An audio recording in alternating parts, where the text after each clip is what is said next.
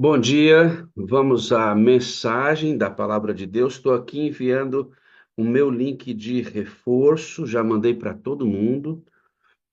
O tema de hoje é um tema, confesso para você que muito delicado, mas muito necessário.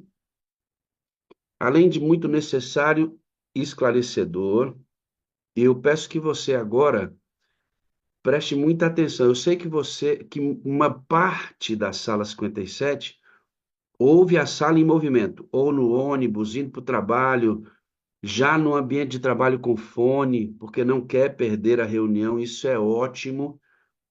Mas para você que vai estar em movimento, preste muita atenção agora. Tente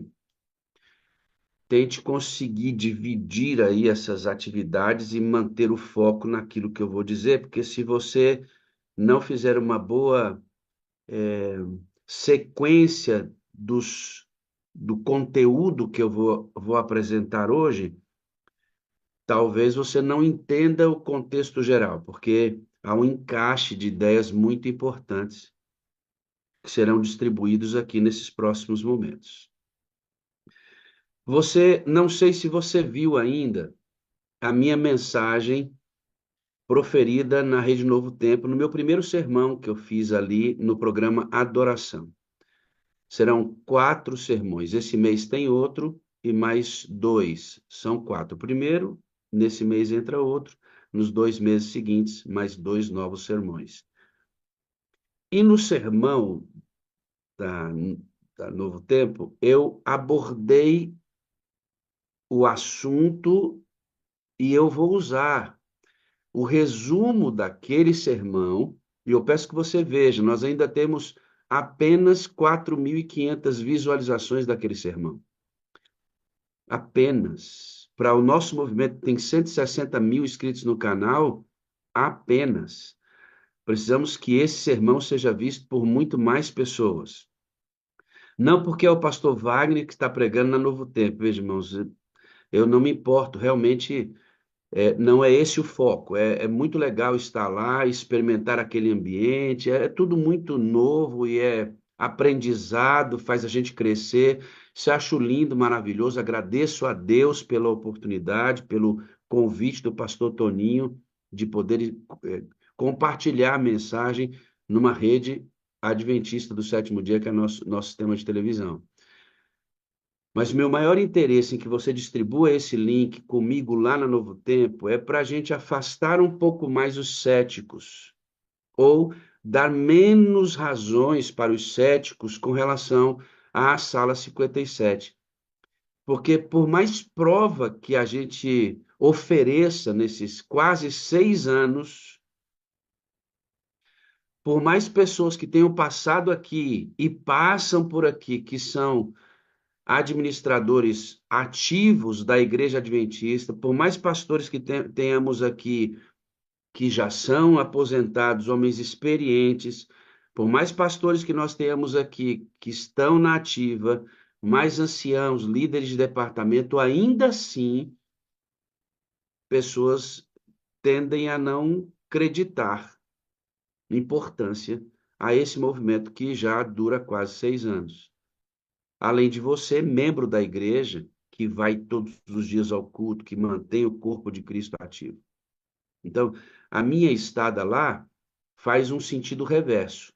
Até agora, nós recebemos em nosso ambiente pessoas da administração, importantes figuras administrativas da igreja, nossos pastores estão aqui, líderes de igreja, você que é membro. A minha ida a Novo Tempo tem um aspecto muito interessante. Agora é o pastor Wagner, gestor da sala, junto com todos que ajudam, que está lá na Rede Novo Tempo, e se eu estou lá, então a sala não tem problema nenhum. Só não apoia quem não quer. É por isso que eu preciso que você faça com que esse link saia de 4.500 para 9.000. E todos os outros sermões precisam também ser muito visualizados, para a gente ter mais este certificado de autenticidade desse movimento. Não estou pensando em mim, longe de qualquer coisa parecida com isso. Explicando isso, o tema de hoje da nossa reflexão é esse aqui, ó. É um tema que eu fiz em uma vigília. Esse tema não é meu, eu copiei da vigília, porque preparei a mensagem para a vigília nesse tema aí. Achei muito interessante. Chegará o tempo que não haverá mais tempo. Anota aí. Chegará o tempo que não haverá mais tempo, certo? E aí você vê a imagem sobre a volta de Jesus, né? O que essa pessoa que pintou imaginou ser a cena descrita na palavra de Deus. Chegará o tempo que não haverá mais tempo. Anote aí. Então, nós vamos iniciar para estudar esse tema. Pega a sua Bíblia, abre agora a sua Bíblia. Nós aqui na sala amamos estudar a palavra de Deus. E nós vamos ler juntos Mateus 25.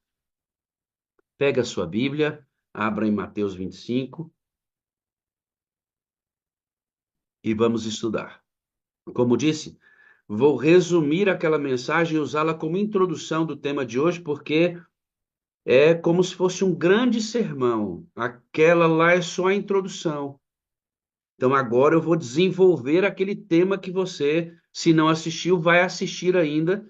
Nossos moderadores vão colocar o link daquela reunião agora no Zoom e também no chat do YouTube. Só o link, você vai lá e acessa o link, copia o link para você ver ou compartilhar esse link com muitas pessoas. Então vamos ler aí. O reino dos céus, pois, será semelhante a 10 virgens que pegaram suas candeias e saíram para encontrar-se com o noivo. 5 delas eram insensatas e 5 eram prudentes. Laodiceia e remanescentes. Aqueles que me amam e guardam os meus mandamentos. Cheio de óleo, né?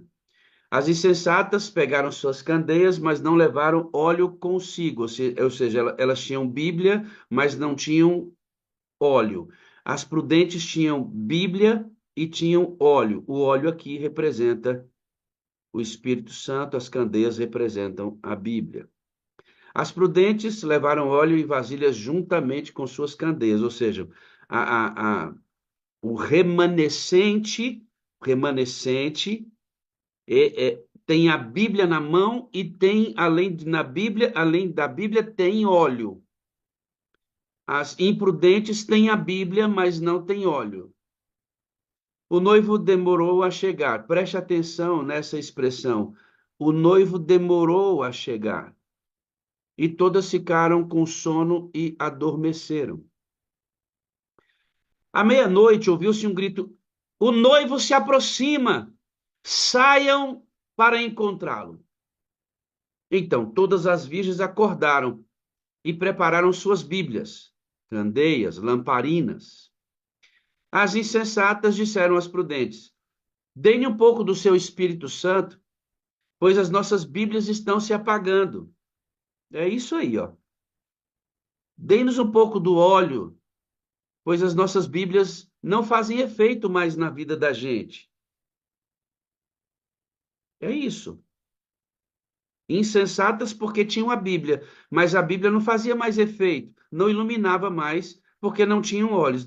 Então elas olham para as prudentes, que também sofrendo o impacto da aparente demora, porque esse sono tem a ver com a aparente demora, não é porque elas dormiram mesmo, é porque a aparente demora da vinda de Jesus pegou todos da igreja e trouxe dificuldade para todos da igreja.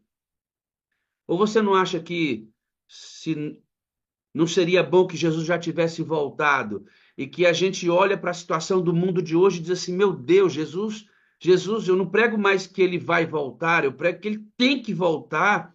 Tamanha é a necessidade de que a desgraça que está acontecendo nesse mundo acabe. Quantas vezes eu olhando em conteúdos, porque eu escavo muitos vídeos, Eu olho determinados vídeos e choro e digo, Senhor, volta logo. Ainda sexta-feira à noite, sexta-feira aqui na minha casa, em oração, minha esposa está cuidando de pessoas da família que estão enfermas e já melhoraram, graças a Deus. E nós ficamos esse final de semana ausentes.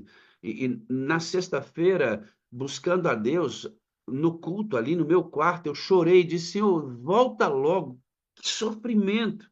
Então, esta aparente demora é o impacto que a Bíblia chama aqui de sono, que pega todos da igreja.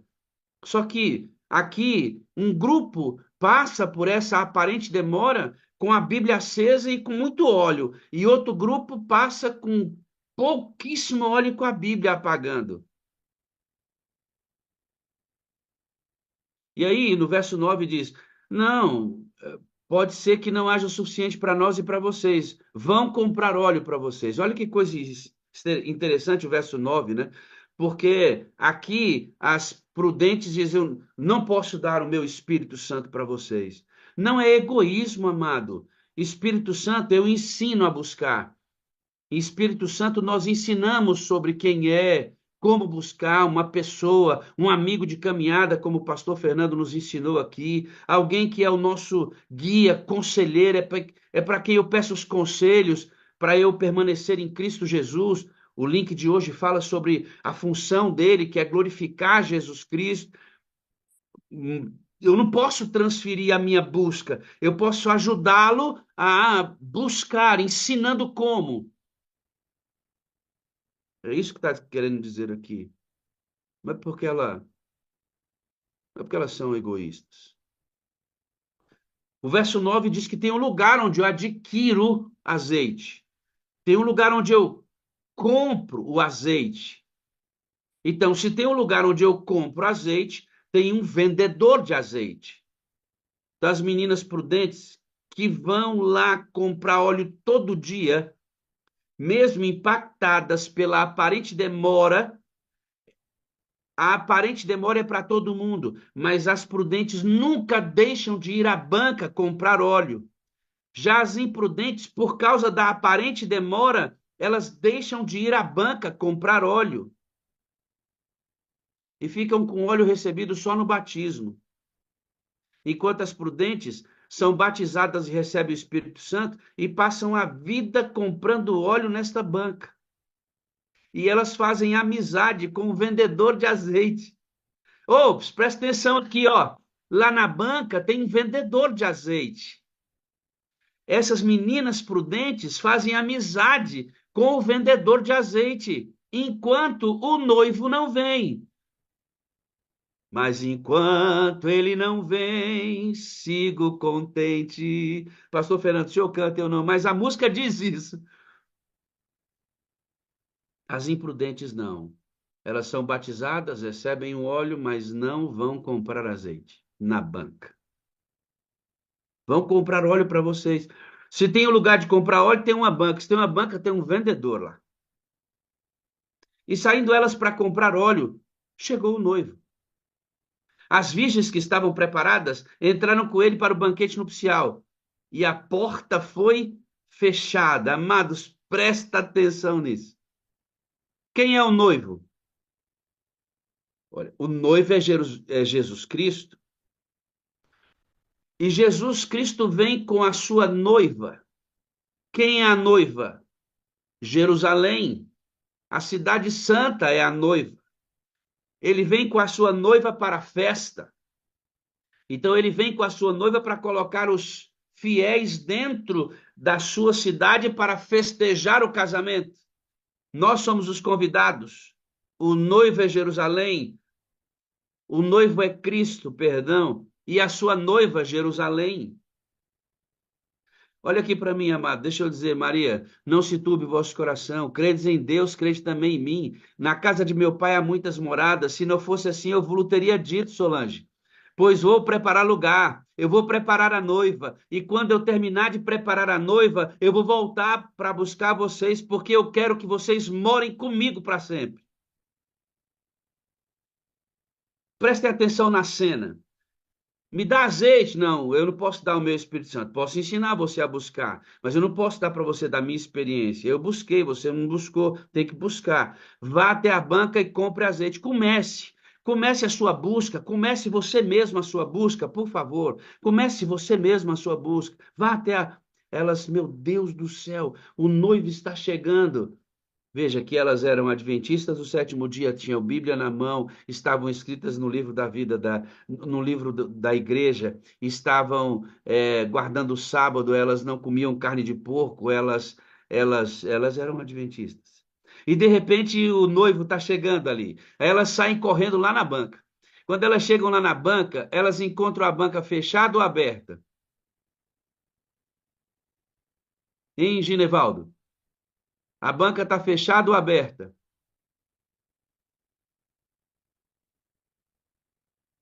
Ei, Micael Xavier, meu sonho é que a nova geração, meu filho, entenda isso. Ó, Miquel, olha que coisa linda esse menino aí, ó. Meu sonho, irmãos, é que a nova geração entenda isso. Porque despertar a velha geração tá difícil. A banca tá fechada ou aberta, irmãos? Qual é o tema do estudo de hoje? Chegará o tempo que não haverá mais tempo. Queridos, quando as loucas chegam até a banca, irmão Messias, ela está fechada. Ó, boa notícia, a banca está aberta hoje, viu? A banca ainda está aberta, amém? Mas a parábola diz que haverá um tempo em que essa banca vai fechar. Ou seja, não haverá mais vendedor de azeite lá. Quem é o vendedor de azeite? Quem é o vendedor de azeite? Quem? Não é o Espírito Santo. O Espírito Santo é vendido na banca. A banca vende óleo. A banca vende óleo. Não é, o vendedor não é o Espírito Santo. O vendedor de azeite é o noivo.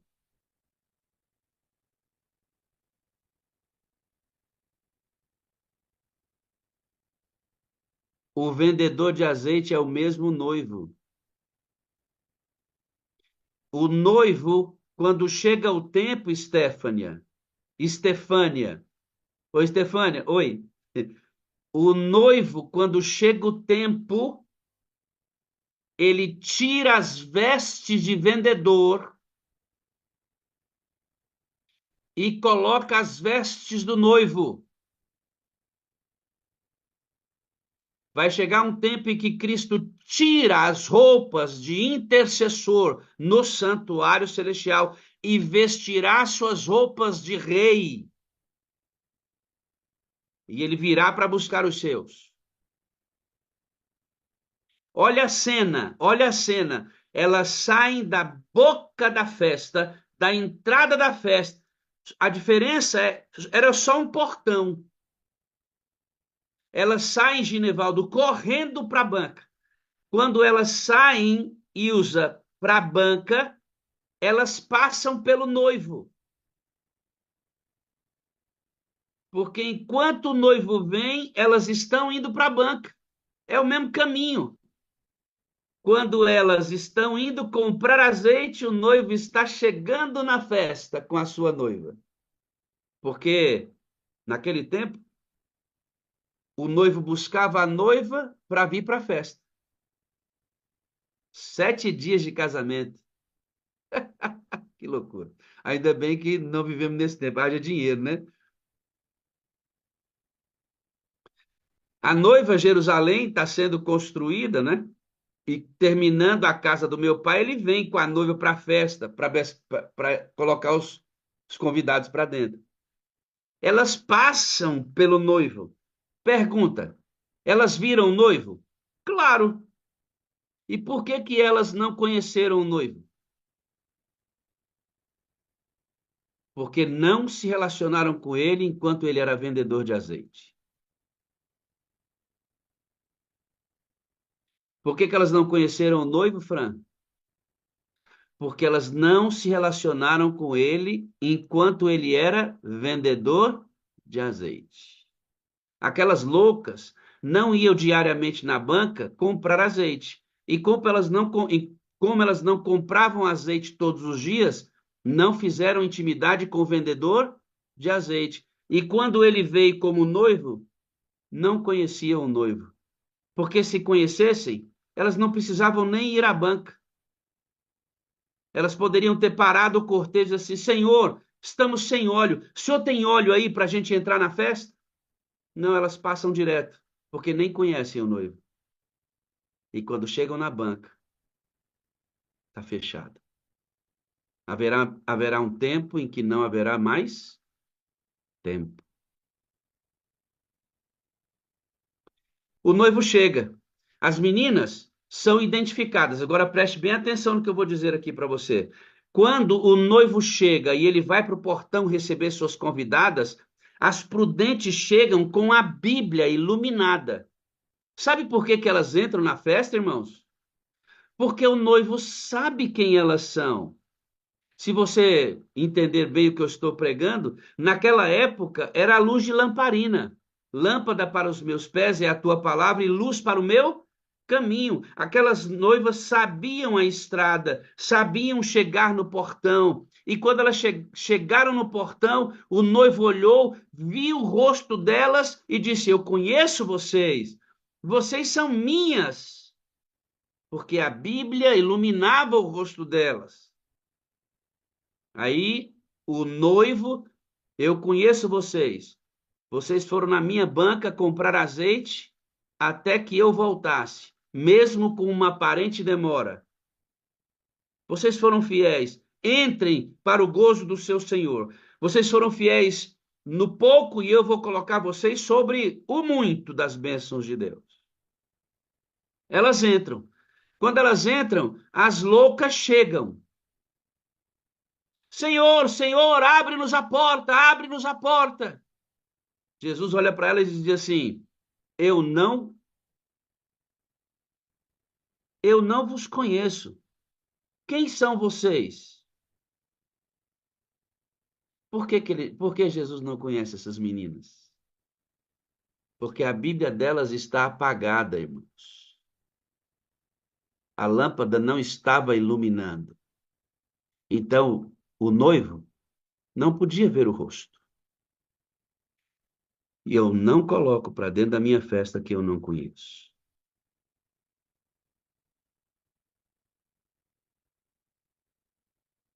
Prestem atenção numa coisa, amados.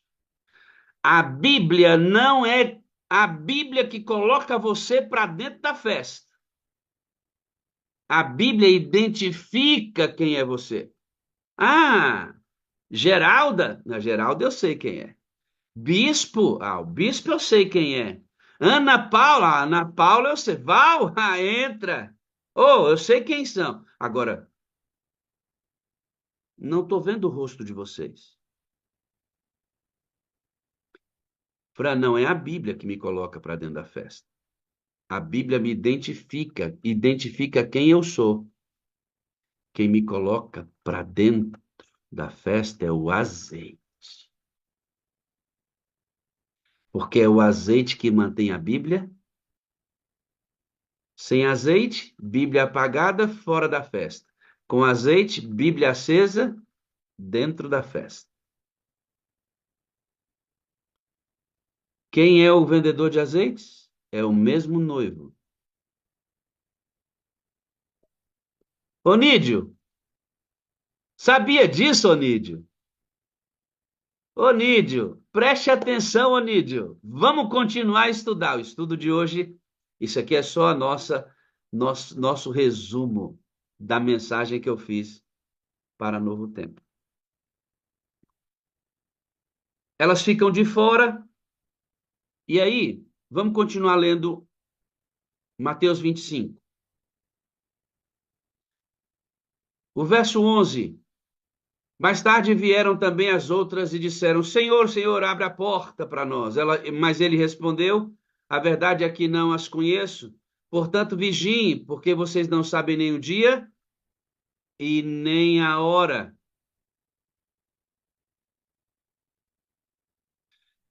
Agora, prestem atenção, não sabem nem o dia nem a hora. Eu só fui na mensagem da Novo Tempo até aqui.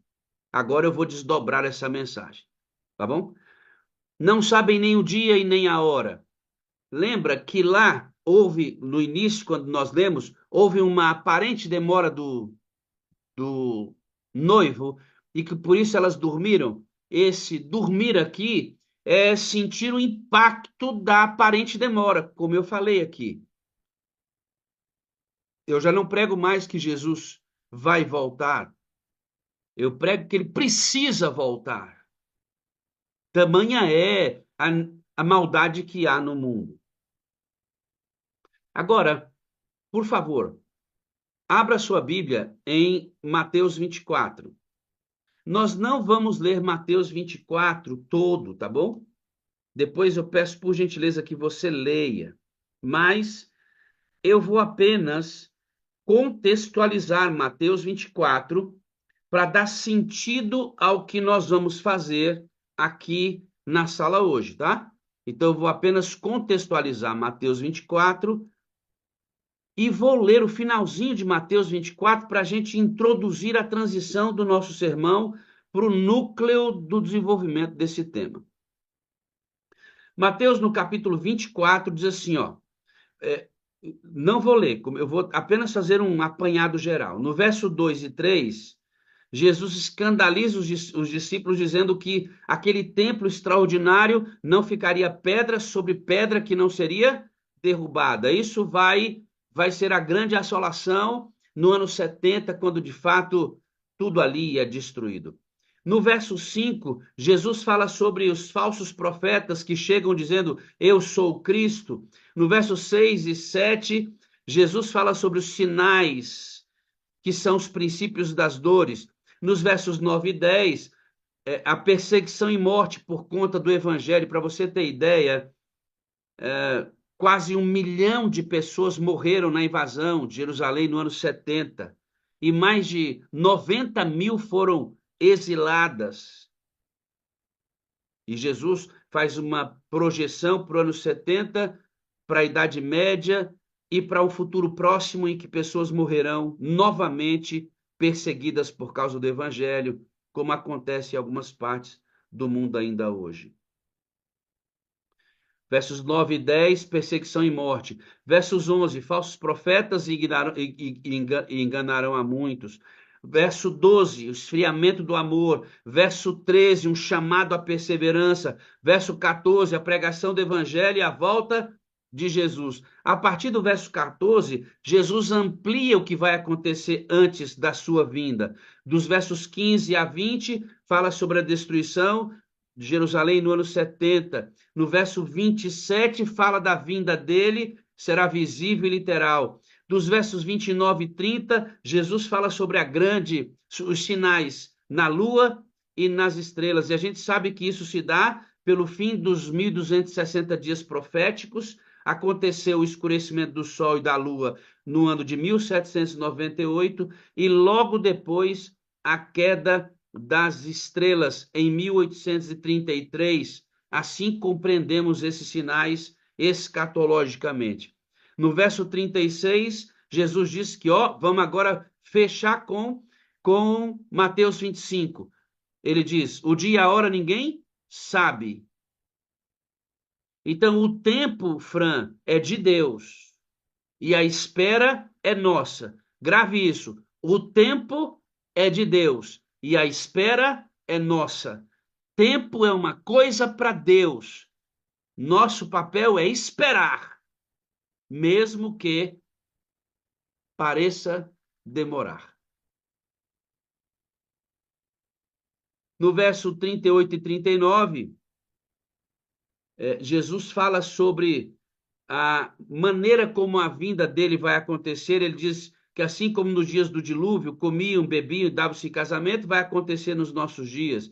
E quando Jesus vier, muitos não perceberão que ele está vindo, assim como o dilúvio foi surpresa para uma maioria esmagadora. No 42 de Mateus 24, ele diz: vigiai, pois, porque não sabeis o dia e a hora da vinda do Senhor.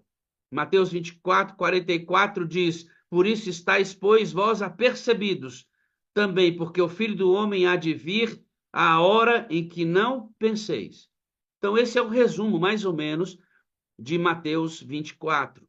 E agora eu quero ler com você os versos 45 a 51. Agora presta muita atenção, porque nós vamos fazer uma transição para Apocalipse capítulo 3, entendendo o que está acontecendo em Mateus 25 e 24. Vamos lá então. Lendo Mateus 24, versículo 45 a 51. Diz assim, ó: quem é, pois, vai lá na sua Bíblia, Mateus 24, verso 45 até o 51. Pode abrir a sua Bíblia?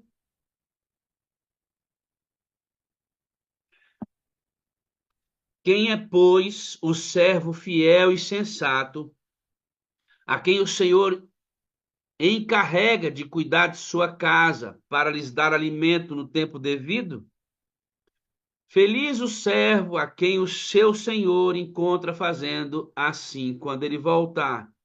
Garanto-lhes que ele o encarregará de todos os seus bens. Então, Mateus 24, eu nunca tinha percebido isso. Mateus 24 encerra com uma parábola. Silvio César Sobral encerra com uma parábola de um servo bom, a característica de um servo bom e de um servo mau. O dono da fazenda entrega os cuidados dos servos da fazenda para este servo e diz: cuide dos meus servos até que eu volte. E se o Senhor voltar e ele estiver cuidando bem dos servos, ele receberá grandes bênçãos por isso. Continue lendo comigo agora o verso 48. Mas suponho que esse servo seja mau e diga a si mesmo: olha só, queridos, presta atenção. O servo mau começa a pensar assim, ó: meu senhor se demora. E então comece a bater em seus conservos e a comer e a beber com os beberrões. Verso 50. O Senhor daquele servo virá num dia em que ele não espera e numa hora que não sabe. Ele o punirá severamente e lhe dará com os hipócritas, lugar com os hipócritas, e ali haverá choro e ranger de dentes. Esta parte é o final de Mateus 24, que transiciona para 25, que tem tudo que eu introduzi para você e que termina dizendo assim, ó: não sabemos o dia e a hora, haverá uma aparente demora. Nesta aparente demora, tem um grupo de pessoas que, ao invés de esperar Jesus e cuidar dos seus servos, aqui o cuidado do servo tome o cuidado interno da igreja e o trabalho por aqueles que não conhecem Jesus, é amplo esse cuidado. Tem servo que vai cuidar e tem servo que não vai cuidar, Otaviano. E os que não vão cuidar, sabe o que eles vão estar pensando? Ah, o senhor está demorando. Se ele está demorando, eu vou me assentar aonde? Aqui é que eu fiquei, Cláudia. Eu fiquei de cara aqui, impressionado. E eu entendi algo que eu não entendia antes. Entendi algo importante. Veja o verso 49. Esse pessoal aí que acha que Jesus está demorando, não está vindo mesmo, sabe o que eles fizeram? Eles começaram a tratar mal os servos e, além de tratar mal os servos, eles foram se assentar à mesa dos ébrios. Eles foram beber. Meu Deus do céu! Aqui, Dom, está falando de um grupo que está na igreja, que está esperando a volta de Jesus, que tem a Bíblia na mão, que está vestido para o casamento, mas enquanto está na igreja, ele também está sentado com os ébrios, tomando cachaça, irmãos.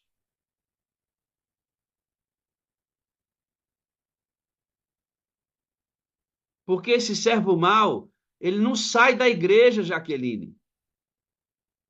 O servo mau está dentro da igreja, cuidando dos servos, do dono da casa.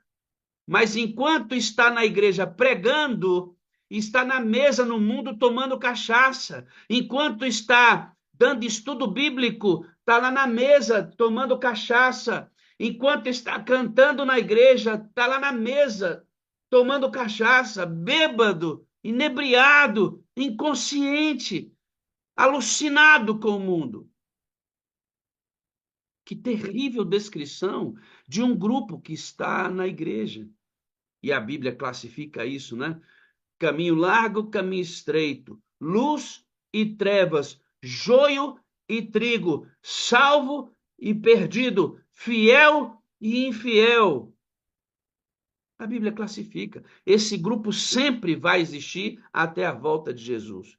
E qual é a característica desse grupo? Estão bêbados, mas estão dentro da igreja. Bêbados dentro da igreja. Durante o dia, com a Bíblia na mão. Durante a noite, com um copo de cachaça.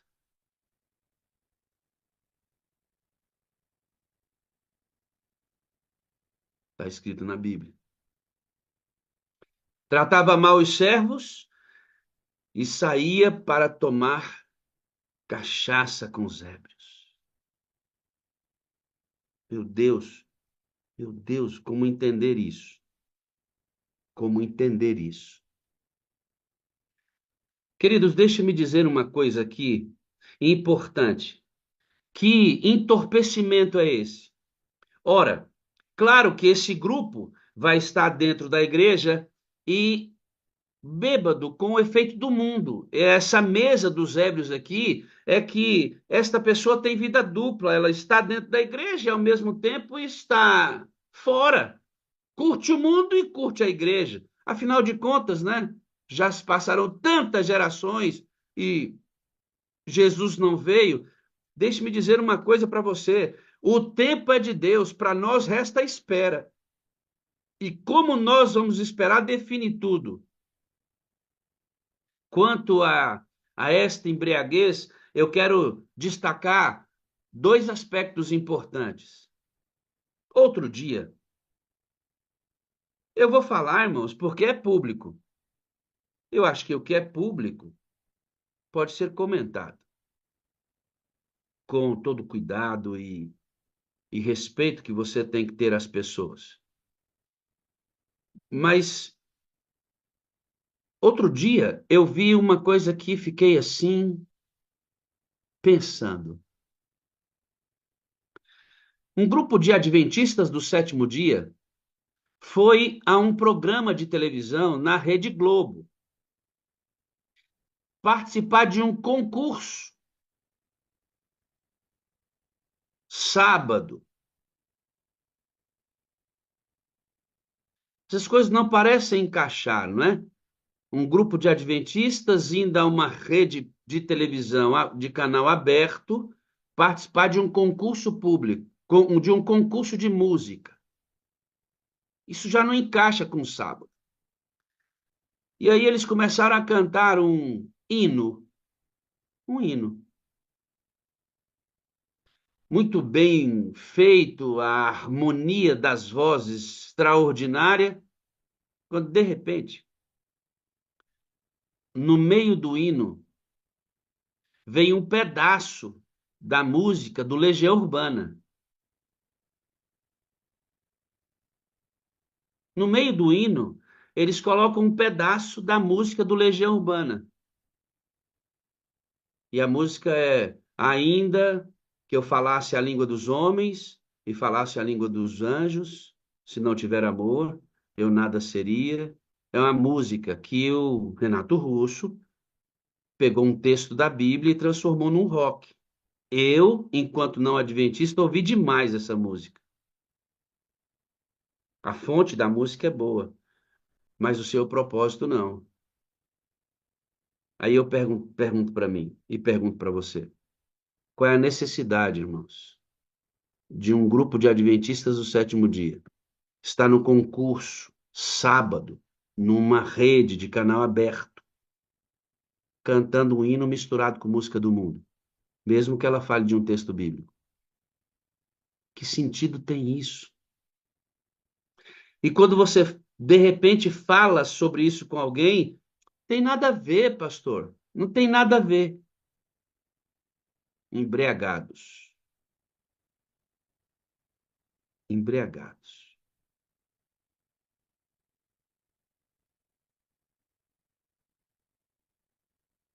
Característica das virgens imprudentes. As virgens imprudentes são as que tratam mal os servos e estão bêbadas, porque acha que que o seu noivo, que o dono da fazenda está demorando. Chegamos aqui, tudo bem? Tá entendido aí, não? Só que não termina ainda, Bianca. Não termina ainda, tá bom?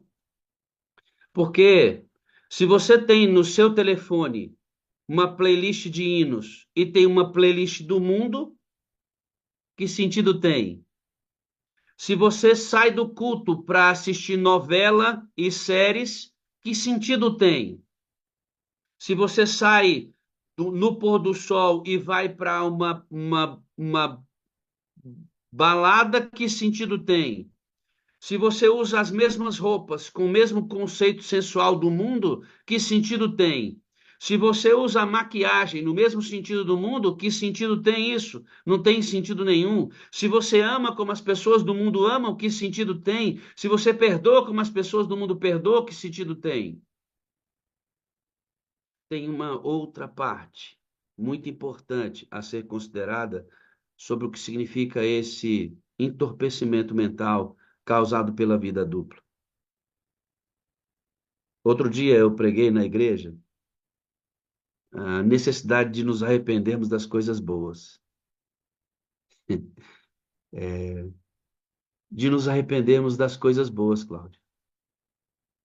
Ué, pastor, mas o senhor está me chamando para me arrepender das coisas boas? É, sabe por quê? Solange, está vendo essa Bíblia que está na sua frente? Ler a Bíblia é pecado? É, pode ser. Sabe quando ler a Bíblia é pecado, Solange? Quando você lê só para você e ninguém mais conhece a verdade. Egoísmo, omissão é pecado. Ir à igreja é pecado? É quando você vai na igreja ano após ano sozinho, sem fruto da sua existência, Celita. Ninguém conhece Jesus através de você, não há ninguém orbitando sua vida para que conheça Jesus, e ano após ano você vai sozinho para a igreja. Irmãos, ir sozinho para a igreja por falta de trabalhar pelo perdido é pecado. Orar, Estefânia, é pecado? Quando você ora só por você mesmo e pelos seus próprios interesses, é egoísmo. Egoísmo é pecado, irmãos. Ter um carro é pecado? Se você usa só para você e esse carro não ajuda ninguém, é pecado, irmãos. Ter uma casa é pecado? Não. Mas se você não recebe ninguém para comer à mesa, para conhecer Jesus na sua casa, irmão, ter uma casa é pecado. Que tal a gente se arrepender das coisas boas que a gente tem, quando usadas só para nós mesmos?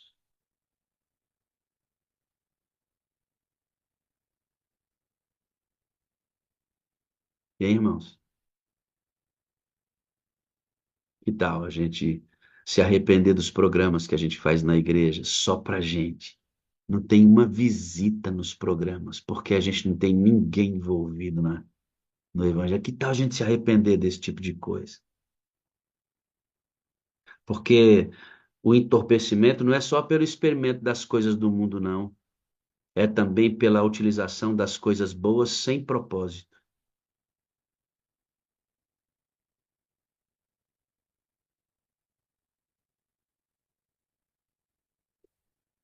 Pastor Fernando, outro dia, diz assim: nós já estudamos 6 anos sobre o Espírito Santo, o que que a gente tem que aprender mais aqui?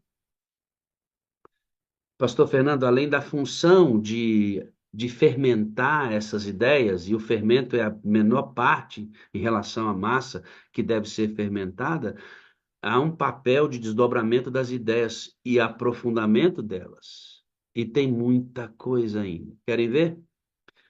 Acorda, menininho, não dorme não, porque agora ó, a cereja do bolo. Construímos o bolo. Vou colocar a cereja do bolo aí, tá bom? Não dorme não. Vamos para a cereja do bolo e para a parte final dessa mensagem. Mara Félix, Marcela, Maria, Maria do Rosário.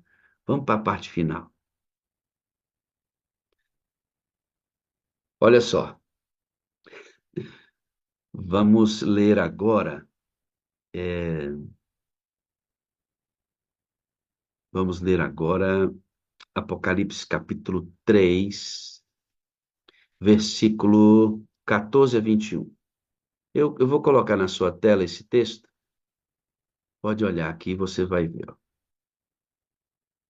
Mensagem a Laodiceia. E ao anjo da igreja de Laodiceia escreve: Isto diz o Amém, a testemunha fiel e verdadeira, o princípio da criação de Deus. Conheça as tuas obras, ô Laodiceia, ô imprudente. Aqui, irmãos, peguem a ideia. Laodiceia é o período e o grupo das imprudentes, que tem Bíblia e não tem óleo, não vão à banca, não conhecem o vendedor e ficam fora da festa. Laodiceia é esse grupo aí, porque dentro de Laodiceia tem o remanescente, que sofre o mesmo impacto da demora, mas não deixa de ir à banca. E ao anjo da igreja de Laodiceia escreve: Isto diz o Amém, a testemunha fiel e verdadeira, o princípio da criação de Deus. Irmão, pega a ideia, isso aqui vai fazer você dizer: Meu Deus do céu, é isso mesmo. Conheça as tuas obras, Laodiceia, virgens e prudentes, que têm Bíblia, mas não têm azeite, que estudam a lição, mas não têm azeite, que desenvolvem excelentes programas, mas não têm azeite, que estão sentados à mesa com os ébrios, entorpecidos pelo mundo. Eu conheço tuas obras. Quem dera você fosse frio, não tivesse vida dupla, porque eu consigo melhor acessar os frios do que você com a mente entorpecida. Ou quem dera você fosse quente, cheia do óleo. Quem me dera você fosse frio ou quente, mas você é morno e não és frio e nem quente. Por isso eu gosto da versão que diz: Estou a ponto de vomitar da minha boca. Como diz as virgens imprudentes que foram batizadas e receberam o Espírito Santo, mas nunca mais foram à banca para comprar óleo do vendedor, essas mulheres dizem assim: Eu sou rico, estou enriquecido, de nada tenho falta. O que que tem? O que que tem cantar um hino e misturar com música do mundo? O que que tem terminar de adorar a Deus e ir para casa assistir uma série que é composta pelo demônio? O que que tem isso? Tem nada disso. O que que tem usar uma roupa sensual? O que que tem contar uma piada suja? Não, não tem nada a ver isso aí. Tem nada não. Tem falta de nada. E não sabes que és um desgraçado, miserável, pobre, cego e nu. Aconselho-te que de mim compres ouro provado no fogo. Tu sabe o que é esse ouro aí, irmão? Sabe? Isso aqui, querido, isso aqui é uma denúncia, mas uma denúncia dolorosa para Laodiceia. Aconselho que de mim compres ouro refinado do fogo para que te enriqueças, e roupas brancas para que te vistas, e não apareça a vergonha da tua nudez, e que unjas os teus olhos com colírio para que vejas. Eu repreendo e castigo todos quanto eu amo. Sê, pois, zeloso e arrepende-te. Eis que estou à porta e bato. Se alguém ouvir a minha voz e abrir a porta, entrarei em sua casa, cearei com ele e ele comigo. E ao que vencer, lhe considerei que se assente comigo no meu trono, assim como eu venci e me assentei com meu Pai no seu trono. Quem tem ouvidos, ouça o que o Espírito diz às igrejas. Irmão, a porta ainda está aberta, mas haverá um tempo que não vai haver mais tempo. Chegará um tempo que não haverá mais tempo. Essa porta vai se fechar. O barulho da insistência do Espírito Santo vai cessar e não vai ter óleo mais na banca. E quando faltar óleo na banca, se você não tiver de sobra, você fica fora.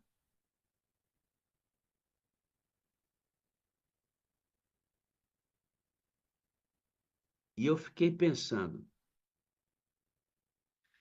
qual é sabe, irmãos, assim, ó, a principal característica de Laodiceia que me angustia profundamente.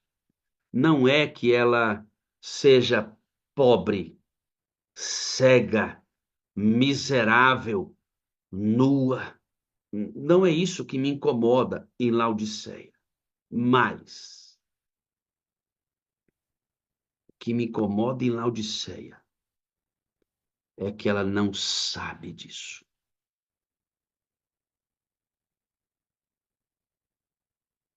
Isso mesmo. Laodiceia não sabe. Esse é o grande problema. Amor na Laodiceia, ela não sabe que é desgraçada, miserável, pobre, cega e nua. Ela não sabe.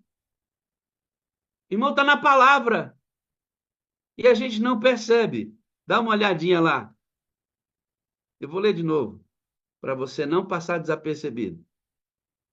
Ao anjo da igreja de Laodiceia, escreve: Amém, testemunho fiel e verdadeiro, o princípio da criação de Deus. Conheça as tuas obras, que nem é frio nem quente, quem dera fosse frio ou quente. Assim como és morno e não és frio nem quente, vomitar-te-ei da minha boca. Como diz, sou rico, estou enriquecido, nada.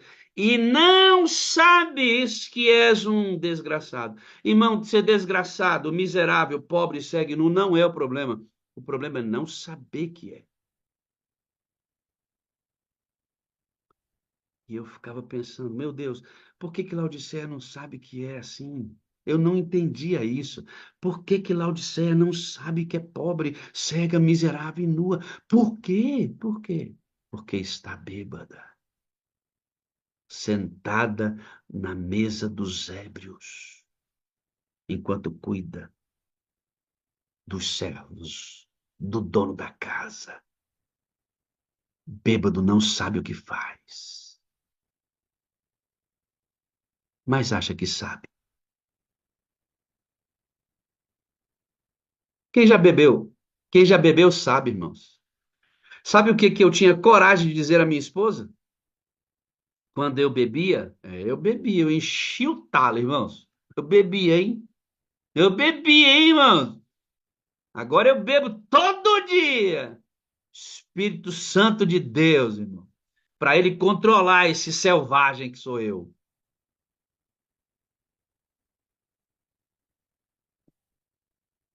Sabe o que que eu dizia quando eu bebia e dirigia? Irmão, eu bebia e dirigia. Sabe o que que eu dizia para minha esposa? Eu dirijo melhor quando bebo. Eu dirijo melhor quando bebo. Sabe nada, inocente. Tu não sabe de nada. Quem bebe não sabe o que faz, mas acha que sabe. O problema de Laodiceia é que ela acha que sabe, mas não sabe nada, porque está bêbada. E tudo porque o senhor está demorando, né? Já que ele vai demorar, deixa eu curtir essa parada aqui. Eu entendi que Laodiceia não sabe o seu estado porque está bêbada. Mas, irmãos, vamos aprofundar isso. Eu vou ler mais um parágrafo indo para a parte final da nossa mensagem. Olha o que diz aqui, ó, Ellen White. A fé e o amor são as verdadeiras riquezas, o ouro puro, que a testemunha verdadeira aconselha os mornos a comprar. O ouro está dizendo, Laodiceia não tem nem fé e nem amor.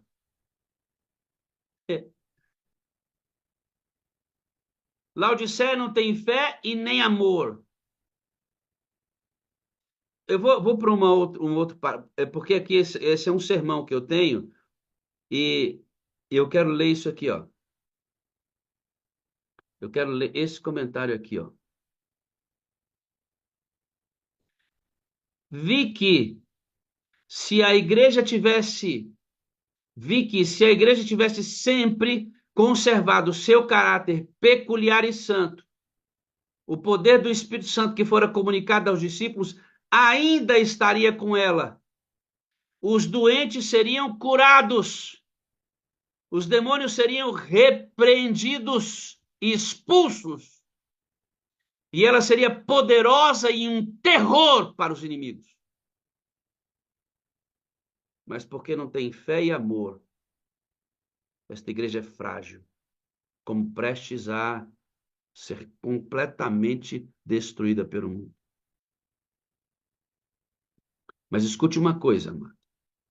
Escute uma coisa aqui. Esta igreja é a menina dos olhos de Deus, objeto do seu maior cuidado sobre a terra, mesmo nesse estágio deplorável.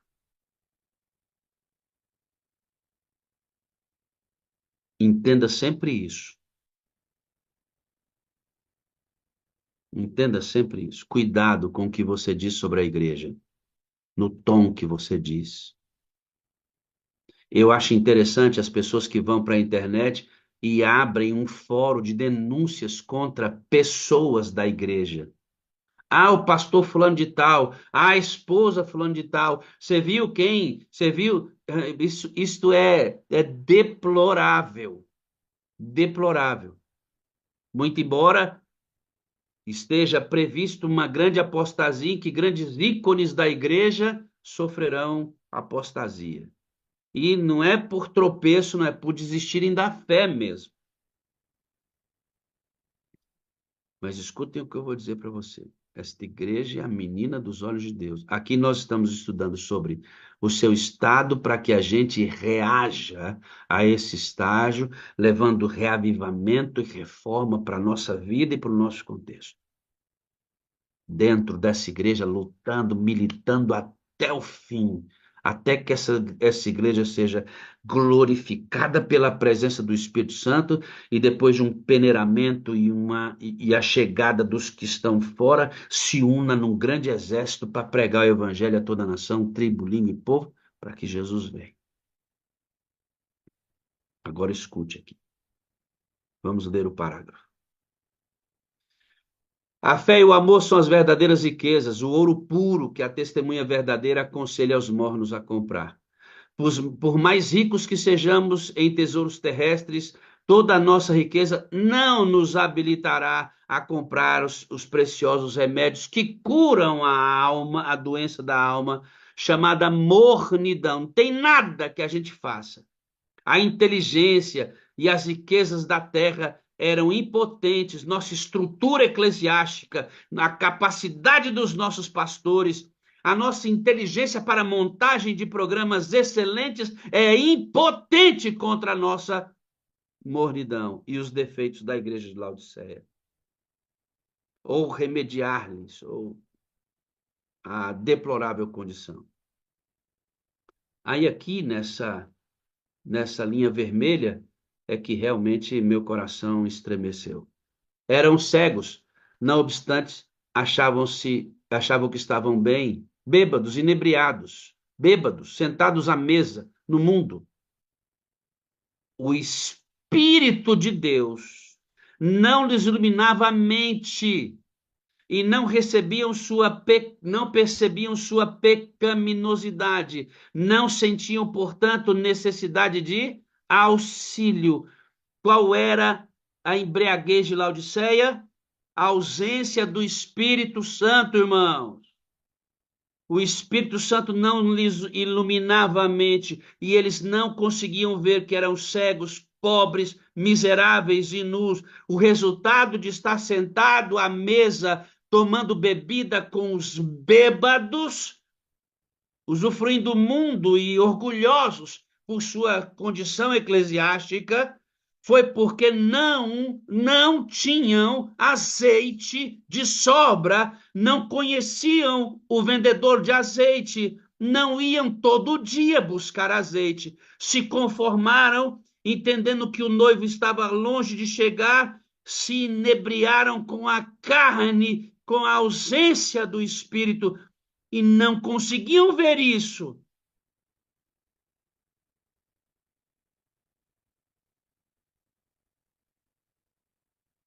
Quero terminar a leitura.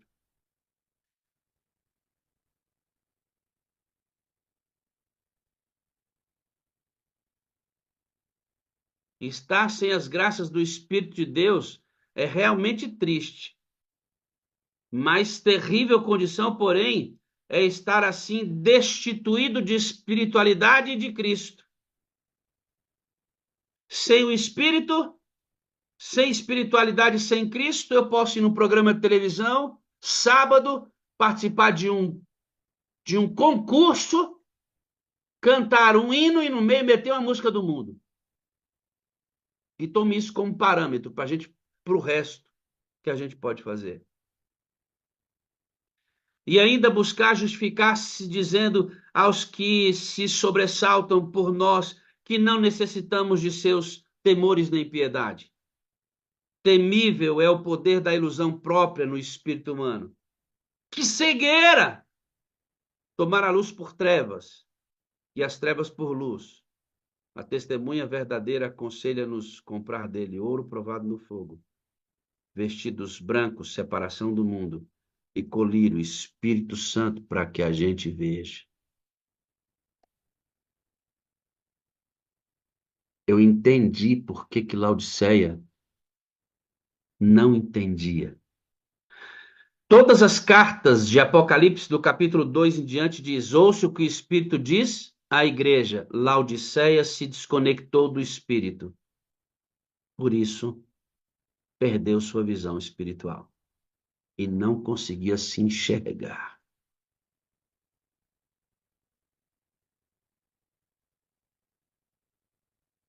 É isso. Por isso, o estado de Laodiceia. Há dois grupos nessa história. Chegará o tempo em que não haverá mais tempo. Há um grupo que foi batizado e foi na banca comprar azeite todo dia. Entendeu isso? Mas tem um grupo que foi batizado, recebeu o Espírito Santo e nunca mais teve contato com o vendedor de azeite. E esse grupo vai se perder dentro da igreja.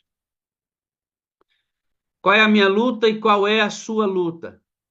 A minha e a sua luta é receber a chuva temporã todo dia, para que antes da vinda de Jesus nossas lâmpadas estejam acesas e não estejamos bêbados, sem identificar a própria situação. Esse é o meu e o seu desafio. Esta obra será semelhante à obra do Pentecostes. Assim como a chuva temporã foi dada no derramamento do Espírito Santo no início do Evangelho, para efetuar a germinação da preciosa semente, a chuva serôdia será dada em seu final para amadurecimento da seara. Conheçamos e prossigamos em conhecer o Senhor. Como a alva será a sua saída, e ele nos virá como chuva serôdia que rega a terra. Oséias 6, verso 3. E vós, filhas de Sião, regozijai-vos e alegrai-vos no Senhor vosso Deus, porque ele vos dará ensinador de justiça, e fará descer a chuva, a temporã e a serôdia. Joel 2, 23. E nos últimos dias acontecerá, diz Deus, que do meu espírito derramarei sobre toda a carne, e acontecerá que todo aquele que invocar o meu nome será salvo. Atos 2, 17 e 21.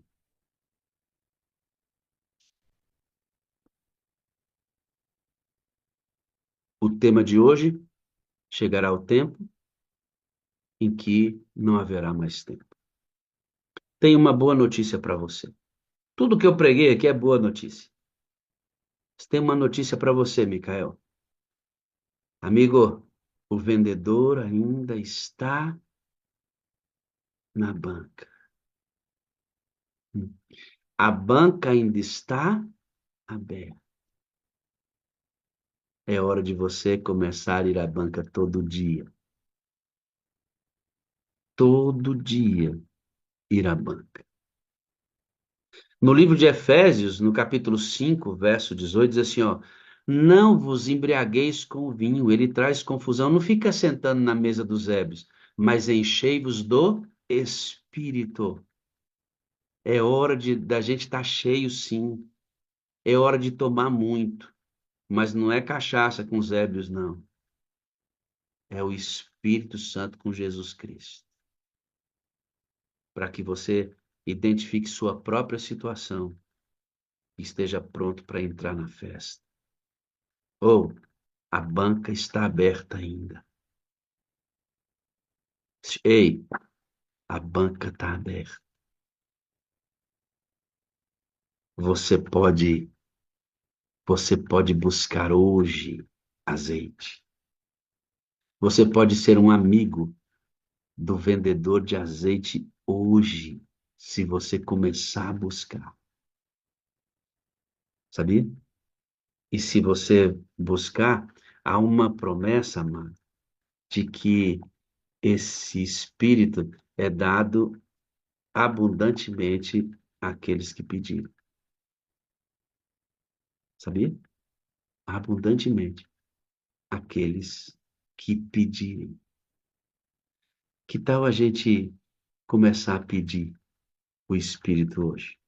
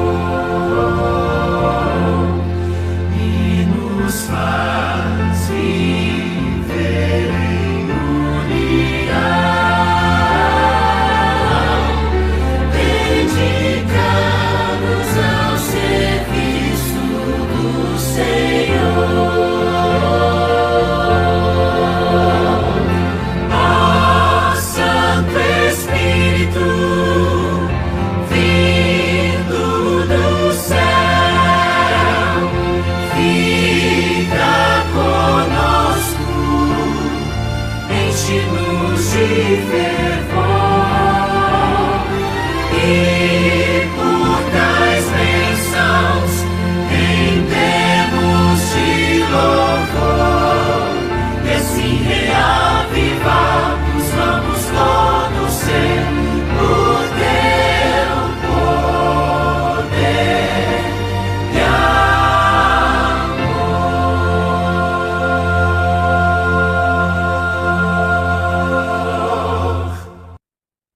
desafio, né, amados, trabalhar reconhecendo nossa condição e a necessidade da nossa busca. Eu recebi uma informação importante que é legal compartilhar aqui, e para mim também é. O grupo, não vou citar aqui o nome, que eu citei, tendo ido a este programa de canal aberto, etc., num sábado, me foi informado que este programa foi gravado e foi ao ar no sábado, o que ameniza um pouco a situação. Eu penso que ameniza um pouco, pelo menos não era no sábado, não é? Mas, de qualquer forma, o testemunho misturando coisas sagradas, coisas do mundo, e a gente está vivendo assim, né, irmãos? A gente está vivendo assim. A identidade da Igreja Adventista está se perdendo porque nós estamos nos assemelhando ao mundo e demais. E eu identifiquei por que que isso está acontecendo. Feito que a gente tem que ser bem honesto com a nossa informação. Obrigado, pastor Esmeraldo. Foi ele que me alertou sobre esta, eh, esse motivo de esclarecimento, né, do tema. Mas é importante citar estas coisas, uma vez que elas são públicas e são feitas em nome da igreja, é também possível que você avalie essas coisas respeitando as pessoas, sua fé, sem nenhum tipo de julgamento, mas identificando essa. A gente se mistura tão facilmente hoje, né? Tá muito misturado, irmãos. Muito misturado. Vamos orar? Eterno Deus e bondoso Pai, nós agradecemos muito pela bondade e graça que o Senhor nos oferece todo dia. Derrama teu Espírito sobre todos nós. Que não haja em nós nenhum sentimento de que somos superiores, melhores do que ninguém. Eu, quando prego uma mensagem dessa, me sujeito às mesmas repreensões. Eu estou realmente passivo de incorrer em todos os erros e luto diariamente com a minha carne quando incorro neles. É necessário abrir os olhos, vestir roupas brancas, ter amor e fé. A igreja precisa se distinguir do mundo. Essa fama evangélica me preocupa demais. Os evangélicos em todo que é lugar, gente do mundo avaliando pessoas que cantam música de Deus em programas levianos. É tudo muito, muito misturado hoje. É, temos que reconhecer nossa situação, Deus, e clamar ardentemente que o Senhor realize o reavamento e reforma primeiro em mim e que eu esteja de fato separado desse mundo, apesar das lutas pessoais, inclinações que eu tenho, de ter que pedir perdão a Deus por meus pecados cometidos, mas que não estejamos embriagados, Deus, que nós não percebamos o perigo de estar misturado com tudo isso, que realmente o povo de Deus seja separado nos conceitos do que é santidade e separação. E que essa avaliação aqui, Deus, ela sirva para mim primeiro. Que eu olhe para mim e que eu busque reavamento em minha vida. Experiência como as virgens prudentes. Eu seja amigo do vendedor de azeite, porque eu quero entrar na festa do noivo e eles são a mesma pessoa. Obrigado, Deus, ser conosco, fala no nosso coração. Por Jesus, amém. Amém e amém. Vem cá, pastor Fernando, vamos continuar a nossa caminhada. Bom dia. Bom dia, amém e amém. Louvado seja Deus por essa mensagem. E é o drama que nós vivemos, né? A gente está péssimo e nem sabe. É muito esclarecedor as abordagens, a questão da embriaguez, né? E nós precisamos sair desse torpor, como diz Ellen White, precisamos sair desse estado de embriaguez. Quando vai acontecer, não sabemos, mas vamos continuar na caminhada. Pastor, a mensagem sobre o Espírito Santo é a mensagem mais difícil de ser pregada. Porque nesse processo de embriaguez, você viu aí, o Espírito de Deus deixou de iluminar as virgens imprudentes. Não sabem da necessidade que tem. Não sabem nem da necessidade que tem. Então, Deus, em algum momento, vai proporcionar isso. Vai sacudir. Vai peneirar. Eu todo dia me agarro nas bordas da peneira e disse, pelo amor de Deus, deixa eu ficar dentro desse negócio. Porque eu falei aqui do ser humano raivoso que eu sou.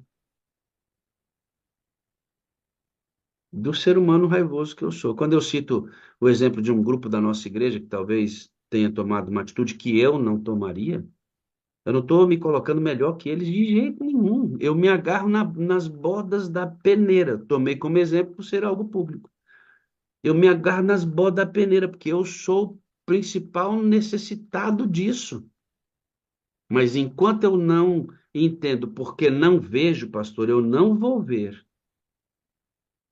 Então nós precisamos pregar sobre isso, irmos forte nisso, para que, né, não por força nem por violência, mas por um bom testemunho de fé e amor e paciência comigo primeiro, com o meu próximo, tentar avançar aprendendo mais. Eu tenho pensado, e é uma condição desesperadora, né? Porque às vezes eu olho para o comportamento da igreja e eu penso assim, falo, pai, como é que essa pessoa está tendo esse comportamento? Ela não está enxergando o que que ela está fazendo. Ao mesmo tempo, me vem assim, se está acontecendo com ela, o que que eu não estou enxergando em mim? O que que eu não estou enxergando em mim? É meio desesperador a situação, porque à medida que a gente vai avançando nessa caminhada, e você mencionou a minha fala aí, né, da última vez que eu preguei na sala, e eu até coloquei aqui no chat, que eu já me arrependi dessa fala minha, no final de semana passada, é,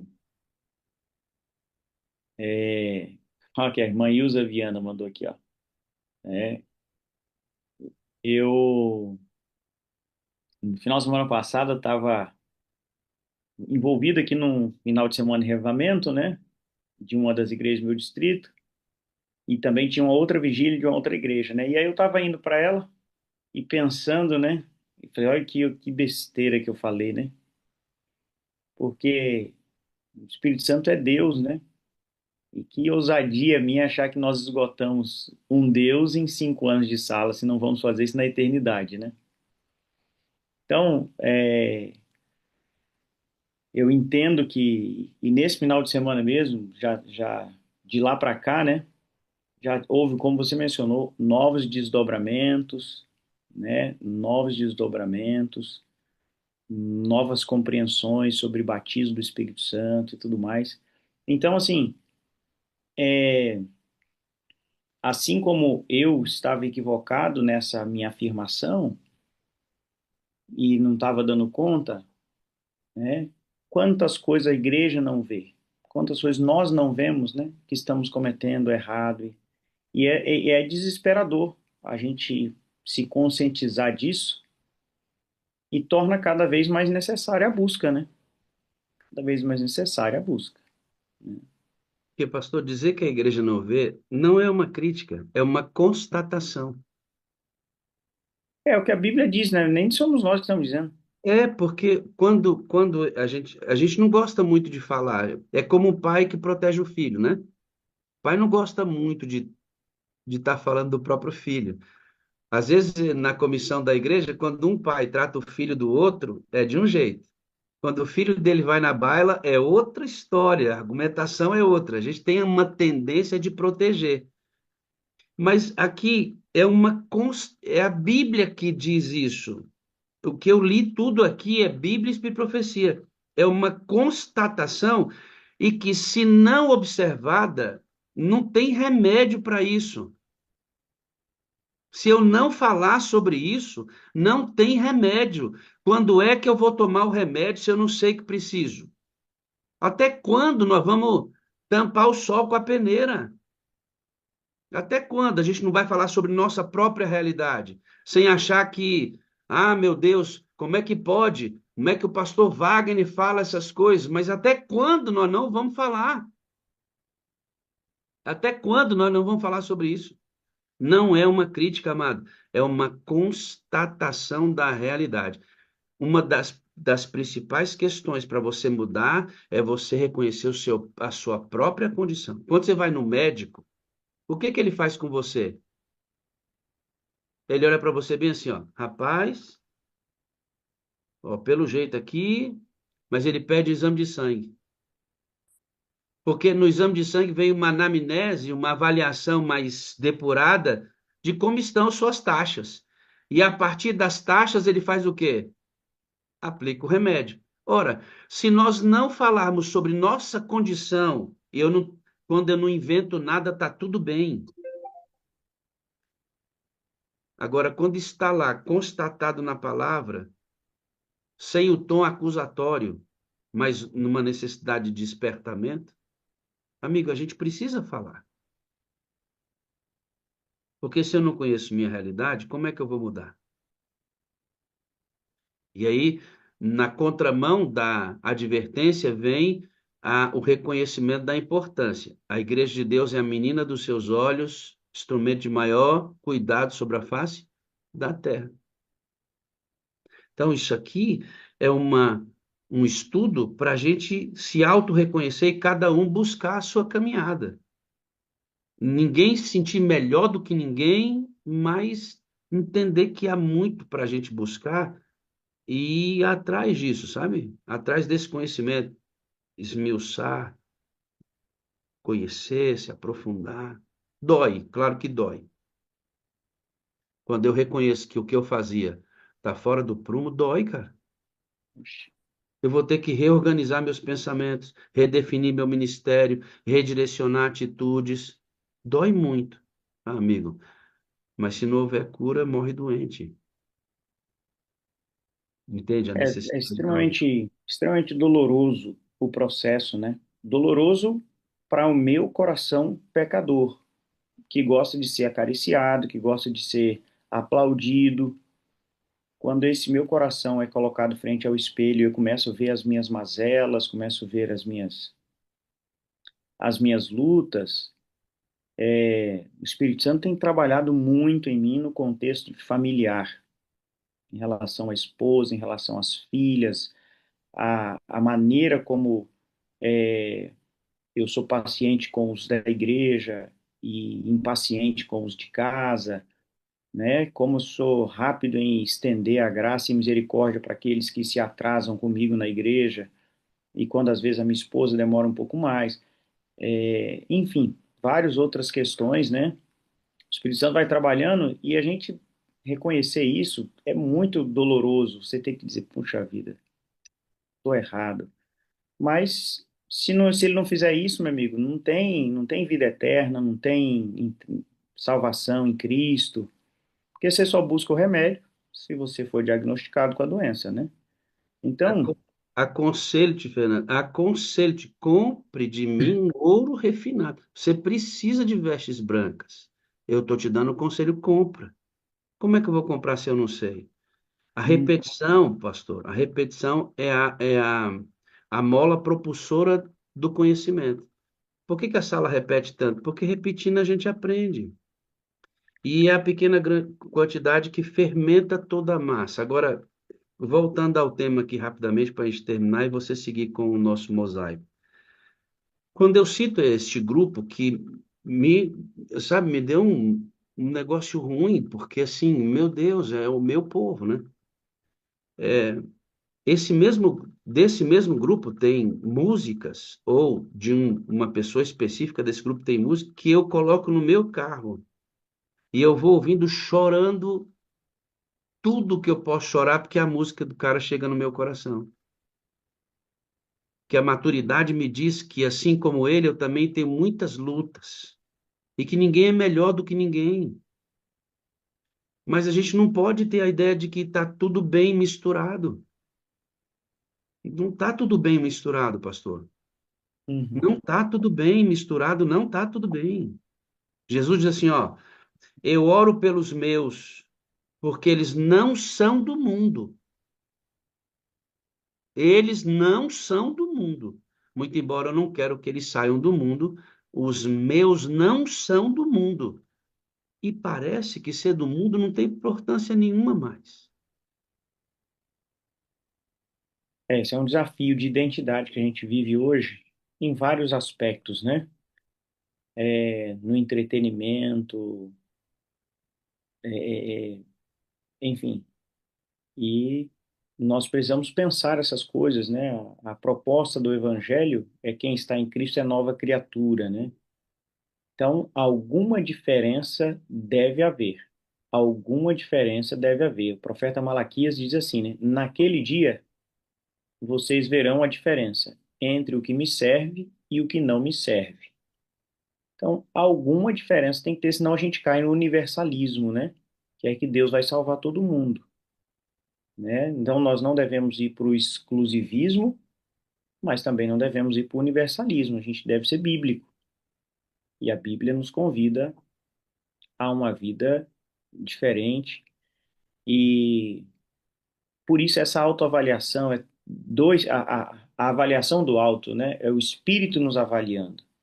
Porque cada um precisa se colocar na presença do Espírito para ser avaliado por ele, né? Os olhos dele ali nos veem e assim a gente ser advertido, né? Eu preciso me colocar nessa condição. Você mencionou o texto de Efésios 5:18, é um texto que eu tenho estudado aqui, preparando uma mensagem, e é interessante que o, o texto lá no grego ele está numa voz média passiva, né? Uma característica do grego, onde eu não consigo realizar a ação, mas eu preciso dar as condições para que ela aconteça, né? Então, para o pessoal que fala, não preciso de igreja. Eu preciso estar lá, né? Existem os caminhos que Deus escolheu na sua soberania, através do qual, assim como Ellen White vai comentar isso, assim como Deus escolheu preservar a nossa vida através do alimento, né? Arroz, feijão, verdura e tal, ele escolheu me alimentar espiritualmente através de Bíblia, de oração, de ir na igreja, né? Mas aí hoje as pessoas não querem, elas querem, nós queremos viver de qualquer maneira e dizer assim, Deus, faz aí, né? E não é assim. Existe um equilíbrio, né? Existe um equilíbrio entre os dois aspectos. É a obra de Deus que só Ele pode fazer e a minha cooperação. O apóstolo Paulo vai dizer, nós somos cooperadores de Deus. Nós somos cooperadores. A questão da diferença que você citou aí, ela não é uma diferença só externa, ela é uma diferença principalmente interna, de quem habita você e de quem controla e os conceitos que regem sua vida. A gente fala, né, que o cristão tem que se vestir diferente do mundo. Aí, como é que você vai vestido para a igreja? Você vai de terno? Mas os principais ladrões do país estão de terno também. Então, você está vestido como eles. Então, a gente não deveria ir de terno para a igreja? E por que que a gente vai? Porque, num contexto geral, o terno é usado para um momento sério. A gente entende isso como uma roupa sóbria. É por isso que nós usamos. Então, nesse ponto, eu posso ser igual a eles que usam inadequadamente a política para surrupiar o país, muito embora eu me vista igual.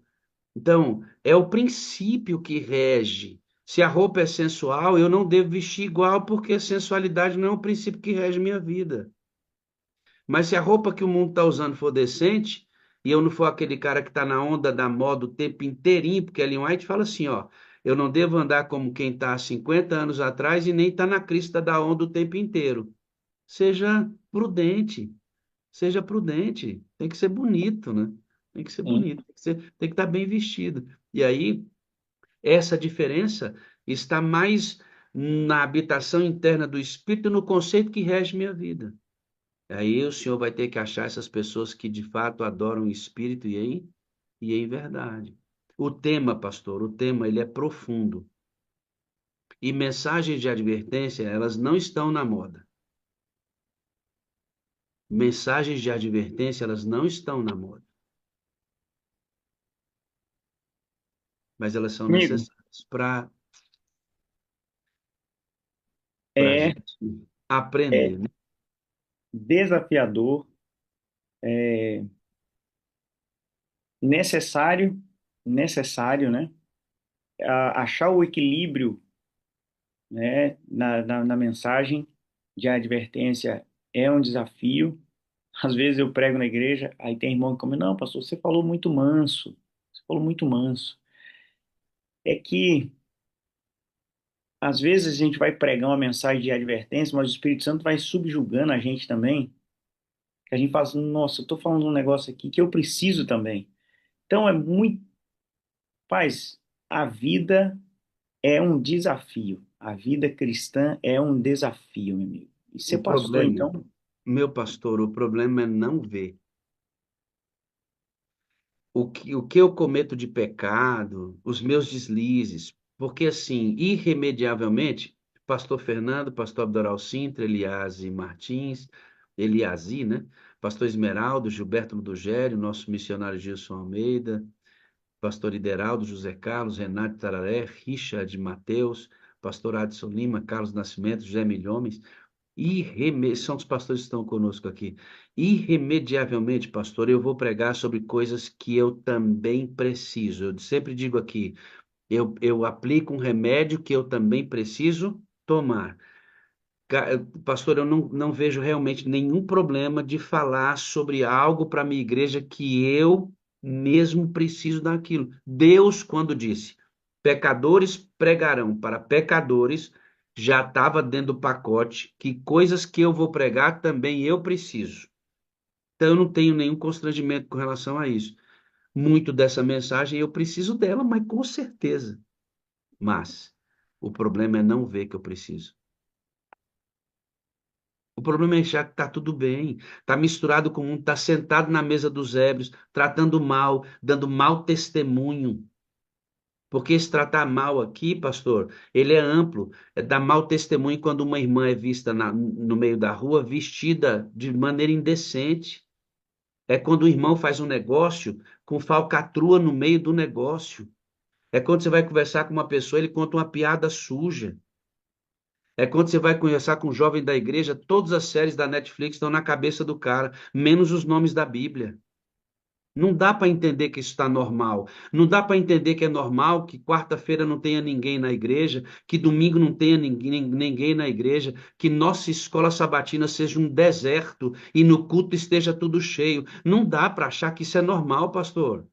Não dá para achar que é normal se o culto passa 15 minutos, tem membro que vai embora e ele não teve uma hora de oração durante a semana. Não dá para achar que isso é normal. Que a gente passa mais tempo na internet enfurnado em porcaria, deixando a Bíblia de lado. Isso não é normal, pastor. É sentar na mesa dos ébrios. O problema não é o pecado, pastor, aqui. O problema é não saber que peca. Tá tão bêbado que não sabe o que faz, achando que sabe.